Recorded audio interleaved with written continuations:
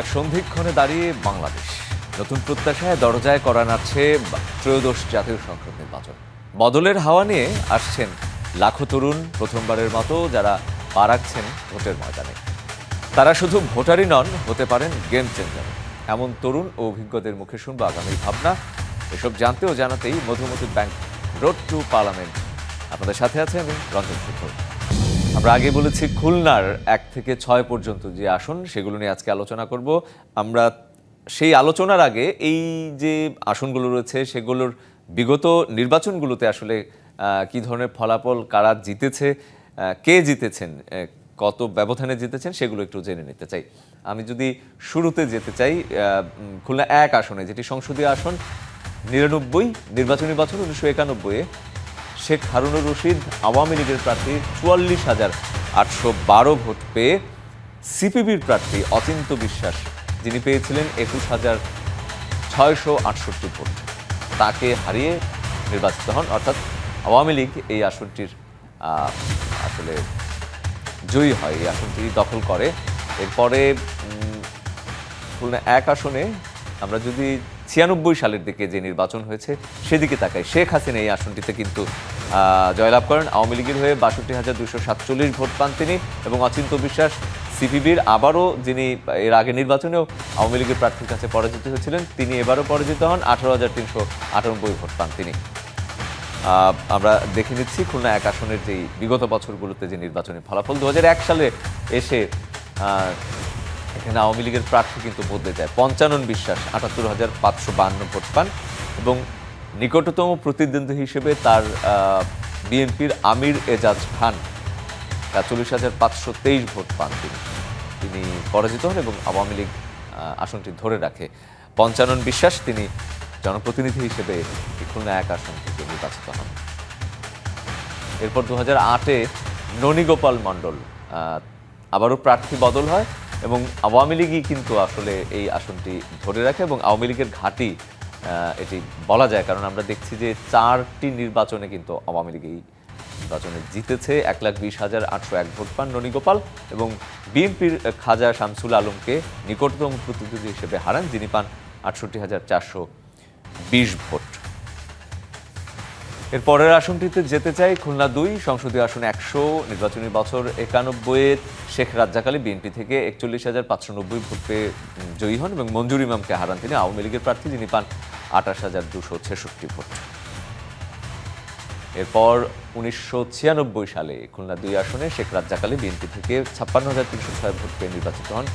মঞ্জুরুল ইমাম আওয়ামী লীগের প্রার্থী 54,778 ভোট পান যিনি, এবং তাকে হারিয়ে কিন্তু বিএনপি আসনটি ধরে রাখে।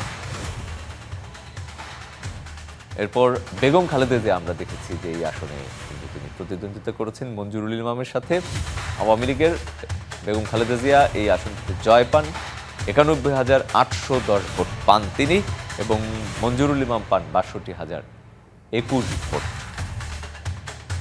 খুলনা 2 আসনে 2008 সালে জয়ী হন বিএনপি প্রার্থী নজরুল ইসলাম মঞ্জু, 90,950 ভোট পান।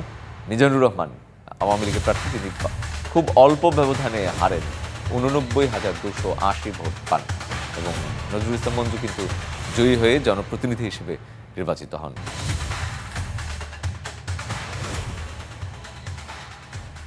আরেকটি আসন খুলনা 3, 1991 সালে আশরাফ হোসেন বিএনপি থেকে 38,872 ভোট পেয়ে বেগম মন্নুজান সুফিয়ানকে, আওয়ামী লীগের প্রার্থী, তাকে হারান, তিনি পান 31,502 ভোট। নির্বাচনী বছর 1991 সালের কথা যদি আমরা বলি খুলনা 3 আসনে। এরপর 96 সালের দিকে যদি একটু যেতে চাই আমরা, এই আসনটিতে, অর্থাৎ যেটি সংসদীয় আসন 101, কাজী সেকান্দার আলী আওয়ামী লীগের প্রার্থী, তিনি কিন্তু এবারে জয়ী হন, কিন্তু তার সাথে হাড্ডাহাড্ডি লড়াই হয় বিএনপির প্রার্থী আশরাফ হোসেনের, 37,780 ভোট পান। খুব অল্প ব্যবধানে কিন্তু কাজী সেকান্দর আলী আওয়ামী লীগ থেকে নির্বাচিত হন। আমি এরপরের বছরে যেতে চাই 2001 সালে আশরাফ হোসেন বিএনপির প্রার্থী 72,285 ভোট পান, এবং কাজী সেকান্দর আলী তিনি কিন্তু বিজয়ী হয়েছিলেন, তিনি কিন্তু হেরে যান এবার। আওয়ামী লীগের প্রার্থী 55,797 ভোট পেয়ে তিনি নিকটতম প্রতিদ্বন্দ্বী হিসেবে নির্বাচন শেষ করেন এবং এখান থেকে আশরাফ হোসেন বিএনপির প্রার্থী তিনি নির্বাচিত হন। 2008 সালের দিকে যদি একটু দেখতে চাই, শেখ মন্নুজান সুফিয়ান তিনি কিন্তু আওয়ামী লীগ থেকে ৭৪,৬৭৮ ভোট পেয়ে নির্বাচিত হন এই আসনটিতে, অর্থাৎ খুলনা 3 আসনটিতে আমরা দেখতে পাচ্ছি সংসদীয় আসন 101 যেটি, সেটিতে 2008 সালে নির্বাচিত হন বেগম মন্নুজান সুফিয়ান। খুলনা 4 আসনের দিকে যদি যেতে চাই, আওয়ামী লীগের প্রার্থী 1991 সালে SM মোস্তফা রশিদি সুজা, তিনিও কিন্তু অল্প ব্যবধানেই কয়েক হাজার ভোটের ব্যবধানে খালেদ মোহাম্মদ জিয়াউদ্দিন বিএনপি প্রার্থী তাকে কিন্তু হারিয়ে নির্বাচিত হন এই আসনটিতে। 2001 সালে যদি আমরা দেখতে চাই, খুলনা 4 আসনটিতে সংসদীয় আসন 102 যেটি, নুরুল ইসলাম বিএনপি থেকে 1,02,957 ভোট পেয়ে নির্বাচিত হন। নিকটতম প্রতিদ্বন্দ্বী মোস্তফা রশিদি সুজা আওয়ামী লীগের 80,307 ভোট পান এই আসনটিতে, অর্থাৎ নুরুল ইসলাম এখান থেকে কিন্তু জনপ্রতিনিধি হিসেবে 2001 সালে নির্বাচিত হন। আমরা এরপরে যেতে চাই খুলনা 5 এই আসনটিতে একটু যেতে চাই। নির্বাচনী বছর 1991 সালে সালাউদ্দিন ইউসুফ আওয়ামী লীগ থেকে 63,211 ভোট পান।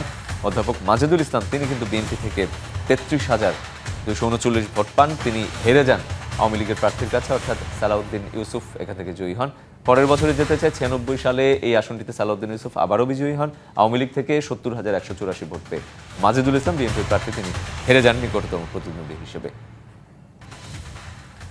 খুলনা 5 আসন 2001 সালে কিন্তু জামায়াতে ইসলামী আসনটি দখল করে মিয়া গোলাম পরোয়ার 1,05,740 ভোট পেয়ে জয়ী হন। নারায়ণ চন্দ্র দাস আওয়ামী লীগের প্রার্থী 1,01,192 ভোট পান তিনি, তাকে হারিয়ে, অর্থাৎ কয়েক হাজার ভোটের ব্যবধানে জামায়াতের প্রার্থী নির্বাচিত হয়।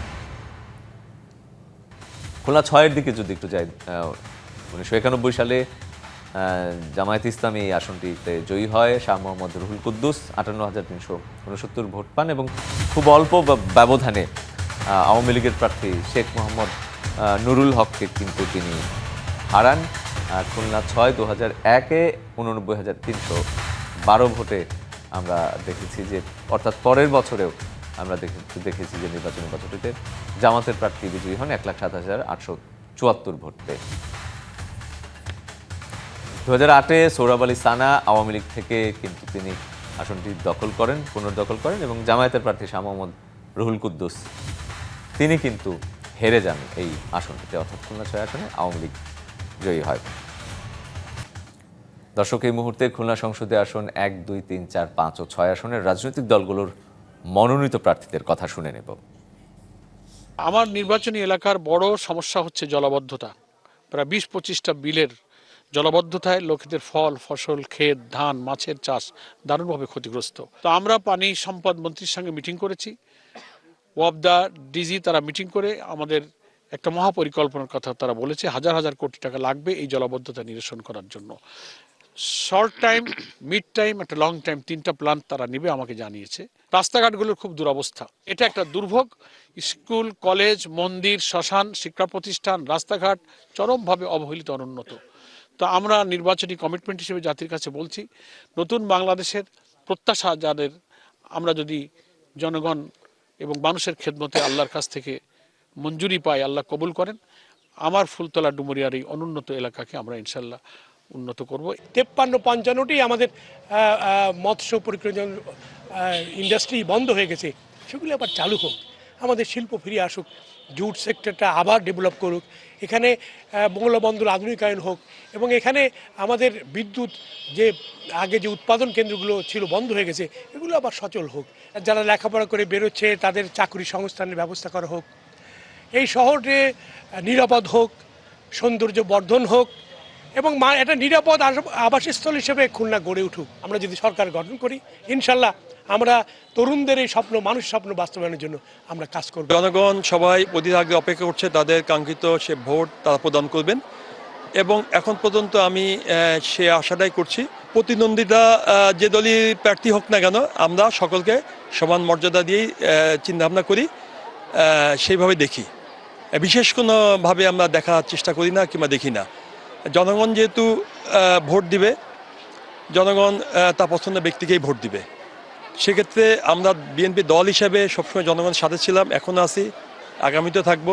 জনগণ তার সুচিন্তিত মতামত দিবেন এবং বরাবরের মতো এবারেও আশা করি বিএনপিকে তারা ভোট দিয়ে জয়লাভ করতে সক্ষম হবেন। নারীদের ব্যাপারে বিএনপি কিছু পদক্ষেপ নিয়েছে জাতীয়ভাবে। আপনারা দেখেছেন যে আমরা সে অতীতে রেশন কার্ডের মতো ফ্যামিলি কার্ডের আয়োজন করেছি, যে এই ফ্যামিলি কার্ডের মালিক হবে নারী। এটা নারীদের ক্ষমতায়নের জন্য। আমরা কৃষকদের জন্য কৃষি কার্ড, যেটার মালিক হবে ওই কৃষক পরিবারের বধূটি, কিষানীটি। সুতরাং এইভাবে নারীদেরকে আমরা আমাদের প্রতি আকর্ষিত করছি। একই সাথে আমরা তরুণদের জন্য আমরা বলেছি যে আমাদের কলেজ স্কুলগুলোতে আমরা ইন্টারনেট প্রোভাইড করব এবং একই সাথে সরকারিভাবে ল্যাপটপের বা কম্পিউটারের ব্যবস্থা করা যায় কিনা, যাতে আমাদের এই প্রান্তিক অঞ্চলের ছাত্ররা গ্লোবালি কানেক্ট হতে পারে। খুলনা 3 আসন, এখানে সবচেয়ে বড় সমস্যা হইল বেকারত্ব। মিল কলকারখানা শিল্প অঞ্চল, এটা শিল্প নগরী ছিল, লক্ষ লক্ষ মানুষ বেকার হয়েছে। এই বেকারত্বের কারণে মানুষ মাদকাসক্ত হয়েছে, মানুষ সন্ত্রাসী কার্যক্রমের মধ্যে লিপ্ত হচ্ছে, খুন হচ্ছে অহরহ আমাদের খুলনাতে। বিশেষ করে এই মিল কলকারখানাগুলি ইনশাআল্লাহ আমরা বিজিএমসির সঙ্গে আলোচনা করে এইটা আবার পুনরায় চালু করতে চাই, মানুষের বেকারত্ব দূর করতে চাই। শিক্ষার বিপ্লবের মাধ্যমে শিক্ষার নৈতিক শিক্ষা আমাদের বর্তমান শিক্ষা ব্যবস্থায় নাই। এই নৈতিক শিক্ষাকে আমরা উন্নত করতে চাই। আমাদের প্রতি সমাজের মানুষের একটা আস্থা আছে, বিশ্বাস আছে। সে বিশ্বাসের জায়গা থেকে আমরা মনে করি এবার ইনশাল্লাহ আমরা বিপুল ভোটে আমাদের বিজয় হবে। ভোটারদের মাঝে ব্যাপক উৎসব উদ্দীপনা পাচ্ছি। আমি নির্বাচন করতেছি, ওখানে ব্যাপক সাড়া পাচ্ছি। দেখো বটি কাটা মানুষ মনে হয় আমাকে সাদরে গ্রহণ করে নেবে। রাজনৈতিক নেতাদের আরও বক্তব্য শুনে নেব। আমার সাথে অনলাইনে যুক্ত হচ্ছেন খুলনা জেলা বিএনপির মনিরুজ্জামান মন্টু এবং আরও যুক্ত হবেন, অর্থাৎ একসাথেই যুক্ত হচ্ছেন খুলনা মহানগরীর ইসলামী আন্দোলন বাংলাদেশের সভাপতি মুফতি আমানুল্লাহ এবং মনিরুজ্জামান মন্টু, দুজনকেই অসংখ্য ধন্যবাদ এবং স্বাগত জানাচ্ছি। আমি মুফতি আমানুল্লাহ, আপনাকে দিয়ে যদি শুরুটা করতে চাই, নতুন বাংলাদেশের যে স্বপ্ন কথা বলা হচ্ছে, অভ্যুত্থান পরবর্তী সময়ে 1 বছর ধরে আমরা শুনছি, নির্বাচনের তফসিলও ঘোষণা হলো। নতুন বাংলাদেশটা গড়তে আপনারা আসলে নতুন বাংলাদেশ বলতে আসলে কি বলতে চাইছেন বা কি বুঝবেন বা কি বলবেন ভোটারদের নির্বাচনে আনার জন্য বা আপনাদেরকে ভোট দেওয়ার জন্য কি বার্তা দিতে চাইছেন নতুন বাংলাদেশের? আসসালামু আলাইকুম ওয়া রাহমাতুল্লাহি ওয়া বারাকাতুহু। ধন্যবাদ বিবিসি চ্যানেলকে আজকে এই আয়োজনের জন্য। এই মুহূর্তে দর্শক শ্রোতা যারা রয়েছেন তাদের সকলকে ইসলামী আন্দোলন বাংলাদেশের নেতারা মালিক আন্দোলনের পক্ষ থেকে সকলকে শুভেচ্ছা জানাচ্ছি। আমি আপনি জানতে চেয়েছেন যে নতুন বন্দোবস্ত, নতুন বাংলাদেশ হিসাবে আমরা নতুন করে বাংলাদেশকে এভাবে বুঝি, বিগত 54 বছরে বাংলাদেশে স্বাধীনতা উত্তর যে ইতিহাস, এখানে যারাই ক্ষমতায় এসেছেন, যারা ক্ষমতা পরিচালিত করেছেন, বাংলাদেশের মানুষের কাঙ্ক্ষিত শান্তি, মুক্তি, স্বাধীনতা অর্থাৎ সর্বত্র আমরা বৈষম্য, আমরা অবিচার করছি, আমরা মানুষের জননিরাপত্তা, যেটা মানুষের মৌলিক অধিকারগুলো তারা দিতে যাচ্ছে। তো আমরা চাচ্ছি যে অনবুত্থান পরবর্তী বাংলাদেশ যেন। জি মুফতি আমানুল্লাহ, আমি আপনাকে ঠিক স্পষ্ট শুনতে পাচ্ছি না, একটু যদি আপনার ডিভাইসের কাছে এসে কথা বলেন, আমরা মনে হয় আমাদের আলোচনা আরো বেশি পরিষ্কার শুনতে পাবো। জি বলুন। আমরা নতুন বাংলাদেশ হিসাবে এটাইতে চাচ্ছি যে স্বাধীনতার বর্ণবৎসরে স্বাধীনতার যে স্লোগান ছিল, বৈষম্য মুক্ত দেশ গড়া, বিচার নিশ্চিত করা, মানবাধিকার নিশ্চিত করা, তো আমরা এগুলা 54 বছরে আমরা পাই। তারা এই ক্ষমতায় ছিলেন, তারা মানুষের মৌলিক অধিকার নিশ্চিত করতে ব্যর্থ হয়েছেন বলেই মানুষ মনে করছে।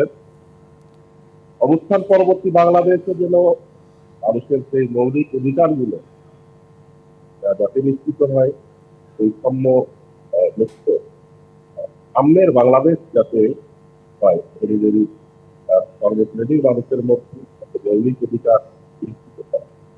এটাই নতুন বাংলাদেশের জি, মুফতি আমানুল্লাহ, ধন্যবাদ আপনাকে। আমি একটু মনিরুজ্জামান মন্টু, তিনি আমাদের সাথে যুক্ত আছেন। মনিরুজ্জামান মন্টু, শুনতে পাচ্ছেন নিশ্চয়ই আমাকে? আমরা মুফতি আমানুল্লাহর কাছ থেকে শুনছিলাম। জি, বিএনপি কি আসলে একটি দুর্নীতিমুক্ত বৈষম্য বিরোধী বাংলাদেশ গড়তে পারবে কিনা, এই ব্যাপারে কতটা আশাবাদী? ভোটাররাই বা কেন আপনাদেরকে বিশ্বাস করবে? এই বিষয়টা আমরা 100% আশাবাদী। কারণ স্বাধীনতার পরে সিপাহী জনতা বিপ্লবের মাধ্যমে শহীদ রাষ্ট্রপতি জিয়াউর রহমানকে যখন বাংলাদেশের শাসনভার পরিচালনার দায়িত্ব দিয়েছিলেন, তারপর থেকে দেখেন মুক্তিযুদ্ধের মূল চেতনাকে সমুন্নত রেখে নিরাপদ, দুর্নীতিমুক্ত বাংলাদেশ গড়ার লক্ষ্যে এবং আধুনিক বাংলাদেশ গড়ার লক্ষ্যে শহীদ রাষ্ট্রপতি জিয়াউর রহমান কাজ শুরু করেছিলেন। এবং দেশের টেকসই অর্থনীতি যাতে আমাদের ভিত্তি হয় সে ব্যাপারে তিনি 19 দফা কর্মসূচি প্রণয়ন করে বাস্তবায়ন শুরু করেছিলেন। এরপরে দেশনেত্রী বেগম খালেদা জিয়া যখন প্রধানমন্ত্রী হয়েছিলেন, আপনারা দেখেছেন যে স্থিতিশীল অর্থনীতি, টেকসই অর্থনীতি, দুর্নীতিগ্রস্ত কোনো উন্নয়নের পথে কখনো বিএনপি যায় নাই। আওয়ামী লীগ যেমন মেগা প্রজেক্ট করেছে, এখানে মেগা দুর্নীতি ছিল। আগামীতে ইতিমধ্যে আপনারা জেনেছেন যে আমাদের দলের ভারপ্রাপ্ত চেয়ারম্যান জনাব তারেক রহমান 31 দফা প্রস্তাবনা জাতির সামনে উপস্থাপন করেছেন 2023 সালে। সেখানে কিন্তু একটি নিরাপদ, বৈষম্যহীন, মুক্তিযুদ্ধের চেতনাকে সমুন্নত রেখে আধুনিক বাংলাদেশ গড়ার সকল বিষয় উল্লেখ রয়েছে। এবং আমি বা আমরা 100% বিশ্বাস করি যে বৈষম্যহীন, দুর্নীতিমুক্ত বাংলাদেশ গড়তে পারবে একমাত্র বিএনপি সরকার। আগামী ত্রয়োদশ জাতীয় সংসদ নির্বাচনে বাংলাদেশের জনগণ আল্লাহর ইচ্ছায় যদি বিএনপিকে ক্ষমতাসীন করেন, ইনশাল্লাহ জুলাই বিপ্লবের যে স্পিরিট ছিল, মহান মুক্তিযুদ্ধের যে চেতনা ছিল, সবকিছু এই দুটো বিষয়কে আমলে নিয়েই আমরা বৈষম্যহীন, দুর্নীতিমুক্ত বাংলাদেশ গড়তে পারবো ইনশাল্লাহ। জি, মনিরুজ্জামান মন্টু, যদি আরেকটু জানাই, একদম সবশেষ যেটি জানতে চাই, আপনাদের আপনাদের নেতা তারেক রহমান, তিনি দেশ গড়ার একটি পরিকল্পনা নিয়েছেন, কর্মসূচি নিয়েছেন, সেটির নানা আয়োজন চলছে এবং 31 দফা বাস্তবায়নের কথাও যেটি বলা হচ্ছে। এই দুটি বিষয় আসলে কিভাবে জনগণের কাছে পৌঁছে যাচ্ছে বা কোনোভাবে পৌঁছাতে পারছেন কিনা, সংযোগ তৈরি করতে পারছেন কিনা? অবশ্যই আমরা পৌঁছাইছি। আমরা অনেক আগে থেকেই 31 দফায় কি কি উল্লেখ রয়েছে এবং এই দফাগুলো বাস্তবায়ন করলে কি সুফল পাওয়া যাবে জনগণের মধ্যে ব্যাপকভাবে আমরা প্রচার চালিয়েছি।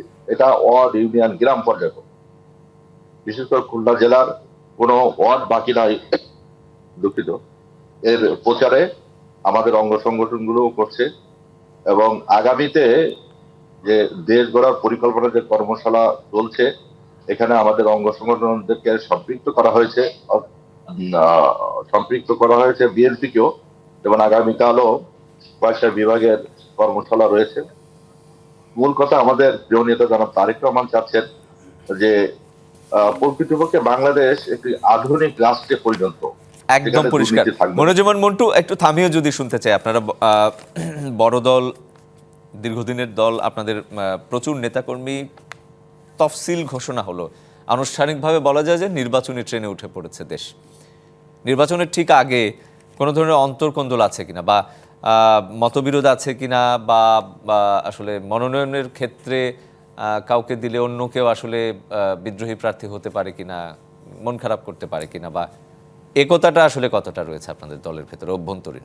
আসলে ওই ধরনের বিভেদ বিএনপির মধ্যে নাই। বিএনপি বৃহৎ দল, একটি আসনে একাধিক প্রার্থী থাকবে, এটাই তো স্বাভাবিক। এখানে মনোনয়ন প্রত্যাশী একাধিক রয়েছে, কিন্তু যখন আমাদের প্রিয় নেতা নির্দেশ দিয়েছেন যে ধানের শীষ যার হাতে থাকবে ঐক্যবদ্ধভাবে তার পক্ষেই কাজ করতে হবে, অতএব আমাদের মূল লক্ষ্য হচ্ছে ধানের শীষ প্রতীককে বিজয়ী করা। মনোনয়ন প্রত্যাশীদের মধ্যে ক্ষোভ থাকতে পারে, মান অভিমান থাকতে পারে, ইতিমধ্যে আমরা অনেকটা নিরসন করে ফেলছি। আর ওই ধরনের অন্তঃকলহ বা বিভেদ বড় আকারে নাই দলের মধ্যে। একদম পরিষ্কার। দুজনকে অসংখ্য ধন্যবাদ আমাদেরকে আজকে রোড টু পার্লামেন্টে সময় দেওয়ার জন্য। দেখছেন Madhumati bank road to parliament. একটা বিরতি নিচ্ছি, ফিরছে শিগগিরই, সঙ্গে থাকবে। আবারও স্বাগত Madhumati bank road to parliament অনুষ্ঠানে। লক্ষ লক্ষ তরুণ প্রথমবারের মতো যারা পা রাখছেন ভোটের ময়দানে, তারা শুধু ভোটারই নন, হতে পারেন গেম চেঞ্জারও। এবারের সেগমেন্ট তাই তারুণ্যের ভোট। এবারে জেনে নেব নির্বাচন নিয়ে তারুণ্যের নানা ভাবনা, প্রত্যাশার কথা। তারুণ্যের যে ফল বরাবর কিন্তু আমরা পাই নাই, যে আমরা যাদের উপর বিশ্বাস করে সমতায় বসাই, যে আমরা মনে করি যে তারা আমাদের প্রত্যাশাকে পূর্ণ করবে, কিন্তু বরাবর ক্ষমতার লোভে গদিতে বসলেই আসলে মানুষটা যেন কেমন চেঞ্জ হয়ে যায়। নির্বাচনের সুষ্ঠু নিরাপত্তা দিতে হবে এবং যারা নির্বাচনে অংশগ্রহণ করবে তাদের জবাবদিহিতা ও স্বচ্ছতা থাকতে হবে। জবাবদিহিতা ও স্বচ্ছতা ছাড়া কোনো নির্বাচনে অংশগ্রহণ করলে আমাদের দেশের উন্নয়নে ব্যাঘাত ঘটবে। তো আমরা তরুণ প্রজন্ম এখন পর্যন্ত জাতীয় নির্বাচন ওইভাবে পাইনি, পেলেও সেটা আমরা ভোট দিতে পারিনি। তো আমরা প্রত্যাশা করছি যে এই নির্বাচনটা আমাদের কাছে অত্যন্ত আকর্ষণীয় হয়ে উঠেছে, যে আশা করছি যে অত্যন্ত গ্রহণযোগ্য পাবে এবং সুষ্ঠু অবাধ হবে। আমি ভোটার হয়েছি আরও আগে এবং আমি একটা ভোট পেয়েছি অলরেডি, কিন্তু আমি সেটাতে যে ভোট দিতে পারিনি। তো আমার ইচ্ছা এবার যাতে আমার ফ্যামিলি সবাই যে ভোট দিতে পারে, আমিও যাতে ভোট দিতে পারি এবং একটা সুন্দর পরিবেশে সবাই যাতে ভোট দিতে পারে। রাজনৈতিক দলগুলোর উচিত তরুণদের সমস্যা এবং মতামতের দিকটা গুরুত্ব দেওয়া, শিক্ষা, কর্মসংস্থান, বেকারত্ব দূরকরণ, উদ্ভাবন, এইসব বিষয় নিয়ে কাজ করা। আর তরুণরা চায় দেশের উজ্জ্বল ভবিষ্যৎ। আমি এমনই একটা প্রার্থী নির্বাচন যাতে হয় বা সে আমাদের ক্ষমতায় আসুক, যে দেশকে ভালোবাসবে, দেশের উন্নয়নের কাজ করবে, ইসলামী মূল্যবোধ নিয়ে চলতে পারবে, নিজেকে নয় জনগণকে ভালোবাসবে, জনগণের ভালোর জন্য, দেশের উন্নয়নের জন্য কাজ করবে। সৎযোগ্য যে দেশের উন্নয়নের কাজ করবে, যে ব্যক্তি স্বার্থের ঊর্ধ্বে থেকে কাজ করবে, জনগণের সাথে সম্পৃক্ত যারা আছে, যারা জনগণ নিয়ে ভাববে, সেরকম প্রার্থী নির্বাচিত হোক। নির্বাচনটা যাতে সুষ্ঠু হয় এবং জনগণ যাতে ভোটাধিকার প্রয়োগ করতে পারে নির্বিঘ্নে এবং কোনো রকম ভয়ভীতির ঊর্ধ্বে থেকে নির্বাচনে ভোট দিতে পারে, সেই পরিবেশটা অবশ্যই রাষ্ট্রকে তৈরি করতে হবে। শুধু সুষ্ঠু নির্বাচন হলেই হবে না, যোগ্য প্রার্থী থাকতে হবে, সৎ প্রার্থী থাকতে হবে, শিক্ষিত প্রার্থী থাকতে হবে। এই দুটো জিনিসের সমন্বয় হতে হবে। জনগণের স্বতঃস্ফূর্ত রায়, জনগণ যাতে সুষ্ঠুভাবে ভোট দিতে পারে, তার পরিপূর্ণ ব্যবস্থাটা থাকা দরকার। দেখছেন Madhumati bank road to parliament. আবারও একটা বিরতি নিচ্ছে, এই সঙ্গে থাকে। স্বাগত। আবারও দেখছেন Madhumati bank road to parliament. দর্শক, এই মুহূর্তে খুলনা জেলার আইন শৃঙ্খলা পরিস্থিতি নিয়ে পুলিশ সুপারের ভাবনার কথা শুনে আসবো। সবাই আমরা অ্যাক্টিভ থাকবো, নির্বাচনের আগেও অ্যাক্টিভ থাকবো। নির্বাচনের প্রার্থী যারা আছেন তাদের নিরাপত্তার বিষয়টাও আমরা গভীর পর্যবেক্ষণের মধ্যে রেখেছি এবং আমাদের এখান থেকে যারা যে ডিএসবির আমাদের গোয়েন্দা তথ্য যেটা বা গোয়েন্দা নজরদারি যেটা আমরা বলি, সেটাকে আমরা অ্যাক্টিভ রেখেছি। কেন্দ্রভিত্তিক যে আমাদের ঝুঁকিগুলো আছে, এগুলো আমরা পর্যালোচনা করে পুলিশ হেডকোয়ার্টার্সের মাধ্যমে ওইভাবে ডিপ্লয়মেন্ট প্ল্যানটা আমরা সাজাচ্ছি। আমরা সবাইকে আশ্বস্ত করতে চাই যে কোনো ধরনের, সে যেই হোক, কোনো ধরনের মানুষের শান্তি বিনষ্টকারী অথবা অস্থিতিশীলতা সৃষ্টিকারী কাউকে এখান থেকে ছাড় দেওয়া হবে না। মানুষ নির্দ্বিধায় ভোট কেন্দ্রে যেতে পারবে এবং ভোট দিতে পারবে। নির্বাচন এলেই জমে ওঠে চায়ের আড্ডা, নানা বিষয়ের যুক্তিতর্ক। সেই সব নিয়ে এখনের আয়োজন ভোটের আড্ডা। ভোটের আড্ডায় নানা পেশার মানুষের ভাবনা নিয়ে খুলনা থেকে সরাসরি যুক্ত হচ্ছেন সহকর্মী আমিরুল ইসলাম।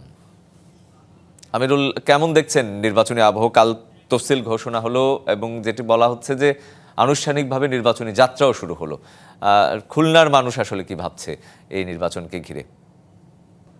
যে নির্বাচনের যে আড্ডা, সেটা কিন্তু বলা যায় যে চার দোকানে জমে ওঠে এবং প্রার্থীদের নিয়ে আলোচনা, প্রার্থী সমর্থকদের আলোচনা, একটা ঝড় চলে এবং সে কারণে আমি রয়েছি যে বলা যায় খুলনার যে উপকূলীয় এলাকা, যে দাকব বটিয়াঘাটা যে খুলনা এক আসন, সেই এক আসনের যে বটিয়াঘাটা প্রত্যন্ত অঞ্চলে একটি চায়ের দোকান রয়েছে। এখানটায় রয়েছেন যারা বিশেষ করে নির্বাচন নিয়ে যা ভাবছেন, সব বয়সী মানুষের দেখেছি যে নির্বাচনের আলোচনায় চলছে।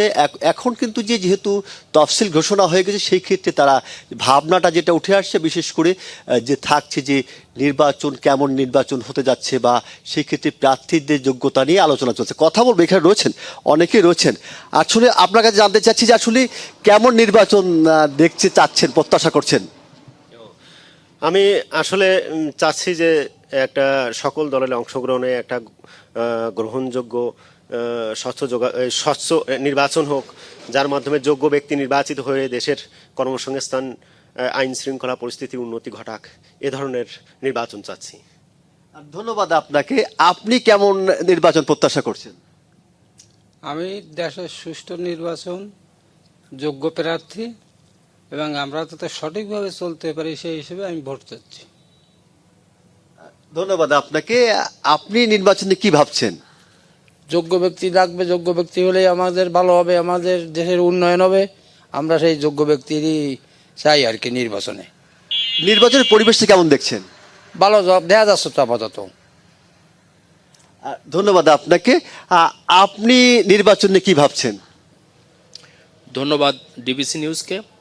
আমি নির্বাচন নিয়ে ভাবছি যে আসলে দীর্ঘদিন পর হলেও একটা নির্বাচন হতে যাচ্ছে। এই নির্বাচনে সৎ, যোগ্য এবং তরুণ নেতৃত্ব, যাদের চাহিদা নেই এরকম লোকই নেতৃত্বে আসুক, যাতে বাংলাদেশটার অভূতপূর্ব উন্নয়ন হয়, পাশাপাশি দুর্নীতি মুক্ত হয় এবং চাঁদাবাজ, ঘাট দখল, হাট দখল এই সমস্ত বৈষম্য থেকে যাতে সাধারণ জনগণ বিরত থাকে এবং সাধারণ জনগণের যাতে কাঙ্ক্ষিত উন্নয়ন হয়, এরকম যোগ্য প্রার্থী আমরা চাচ্ছি। সে যে দলেরই হোক, যে মতেরই হোক, যে ধর্মেরই হোক।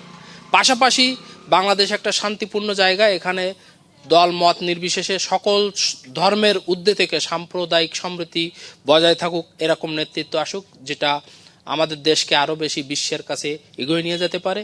এরকম তরুণ, বিশেষ করে যারা সৎ এবং মেধাবী, এরকম নেতৃত্ব আসুক এবং পাশাপাশি এলাকার আইন শৃঙ্খলা এবং আপামর জনসাধারণ যেটা কামনা করে তাদের ধন সম্পদ এবং কর্মসংস্থানের ব্যবস্থা হয়, এরকম নেতৃত্ব আসুক, এটা আমরা আশা করতেছি। পাশাপাশি এই নির্বাচনের মাধ্যমেই যাতে দ্বিকক্ষ বিশিষ্ট আইনসভা হয়, তাহলে কি হবে, দেশের একটা যে দুর্নীতি এবং আইনের বাধা জলে তারা আটকে ছিল, সেটা হলে দ্বিকক্ষ বিশিষ্ট হলে এই নির্বাচনটা বা কোনো রাজনৈতিক দল এটাকে প্রভাবিত করতে পারবে না, তাদের নিজস্ব মত প্রকাশ করতে পারবে না। জনগণের আশা আকাঙ্ক্ষা যেটা প্রতিফলন ঘটে, সেরকম হলেই দ্বিকক্ষ বিশিষ্ট যদি আইনসভা হয় তাহলে ভালো হবে। তাহলে সব দলের, সব মতের, সব ধর্মের অংশগ্রহণ থাকবে এবং প্রত্যেকে তাদের মতামত ব্যক্ত করতে পারবে এবং জনগণের কাছে যেটা উপযোগী, জনগণের যেটা স্বার্থ নিহিত, সেই সমস্ত আইন পাশ হবে। আর একটা জিনিস পাশাপাশি বলি, সেটা হচ্ছে পূর্বে আমরা দেখেছি একজন এমপি তিনি সমস্ত কাজে, অর্থাৎ চাল ডাল থেকে শুরু করে আইন প্রণেতা হোক, আমরা চাই যে পার্লামেন্টটা হোক শুধুমাত্র আইন প্রণেতা হিসেবে কাজ করুক, শুধুমাত্র সেখানে আইনসভার সদস্য হোক, স্থানীয় সরকার শক্তিশালী হোক এবং স্থানীয় পর্যায়ে সমস্ত উন্নয়নগুলো স্থানীয় প্রতিনিধির মাধ্যমে, অর্থাৎ ইউনিয়ন পরিষদ, উপজেলা পরিষদ এবং জেলা পরিষদের মাধ্যমে, সিটি কর্পোরেশনের মধ্যে বাস্তবায়ন হোক। আইন কর্মকর্তারা শুধু আইন। ধন্যবাদ আপনাকে। আপনি কি ভাবছেন নির্বাচন নিয়ে? নির্বাচনে যোগ্য প্রার্থী নির্বাচিত হোক, এলাকার উন্নয়ন হোক, এলাকার মানুষ শান্তিতে বসবাস করুক, আমরা সেটাই চাই। সেই ক্ষেত্রে প্রার্থী নির্বাচিত কি ধরনের যাচাই বাছাই থাকছে আপনার? আমি মনে করি যোগ্য প্রার্থী আসুক, যার কাছে আমরা অন্তত নিরাপত্তা পাবো, এলাকার উন্নয়ন হবে, এলাকার শান্তি শৃঙ্খলা বজায় থাকবে, এরকম যোগ্য প্রার্থীকেই আমরা চাই। আর একটা বিষয় থাকছে যে জাতীয় নির্বাচনের এবং স্থানীয় সরকারের যে বিষয়টি থাকে, দ্রুত ভিন্ন মত থাকে, সেই ক্ষেত্রে আপনি কি প্রত্যাশা করছেন? জাতীয় নির্বাচনটা বিগত সময়ে আমরা যেরকম দেখেছি আমরা সেরকম আশা করছি না। নির্বাচনটা একদম নিরপেক্ষ হোক, শান্তিপূর্ণ হোক, আমরা সেটাই চাই। ধন্যবাদ আপনাকে। কেমন নির্বাচনে আমেজ দেখছেন? হ্যাঁ, নির্বাচনের আমেজ মোটামুটি বর্তমানে জমে উঠেছে। আমরা দেখতে পাচ্ছি চায়ের দোকানে মানুষ বিভিন্ন প্রার্থীর পছন্দ অপছন্দ নিয়ে বিভিন্ন আলোচনা হচ্ছে। এটা আসলে অনেক দিন পরে নির্বাচন হচ্ছে, এটা তার জন্য আমার কাছে ভালো লেগেছে। প্রার্থী যারা নির্বাচিত করতে কোন গুণটা প্রাধান্য দিবেন? হ্যাঁ, আমি অবশ্যই প্রাধান্য দিব যে সৎ এবং যোগ্যতা সম্পন্ন মেধাবী প্রার্থীদেরকে আমি অবশ্যই গুরুত্ব দিব। ধন্যবাদ আপনাকে। নির্বাচনের পরিবেশটা কেমন চাচ্ছেন?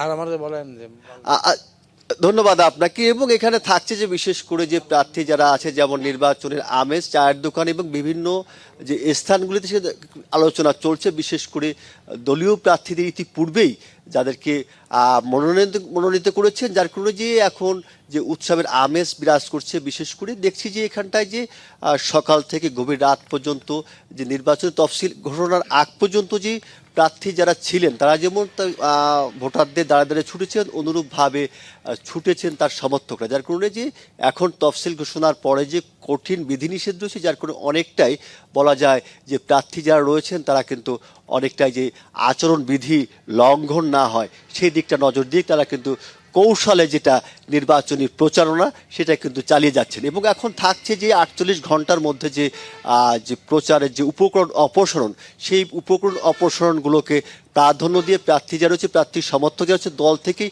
যে নির্দেশনা দেয় সেই নির্দেশনা বাস্তবায়নের জন্য কাজ করছেন তারা, এবং তারা কিন্তু সেই লক্ষ্যে এগিয়ে যাচ্ছে। এখন থাকছে যে অবাধ, গ্রহণযোগ্য, সুষ্ঠু নির্বাচনের জন্য নির্বাচনের যে পরিবেশ তৈরি করা, সেটা এখন প্রশাসনের কাছে দাবি করছে, এবং সকলের সম অধিকারের মধ্য দিয়ে একটা গ্রহণযোগ্য সকলের মাধ্যমে নির্বাচন হবে, যার মধ্যে যোগ্য প্রার্থীরা নির্বাচিত হবে, এমনটাই কিন্তু তৃণমূলে প্রত্যাশা করছে। রঞ্জন, ধন্যবাদ আপনাকে। Madhumati bank road to parliament আয়োজনে এই ছিল আজকের মতো। আগামীকাল দেখা হবে একই সময়। ভালো থাকুন সবাই।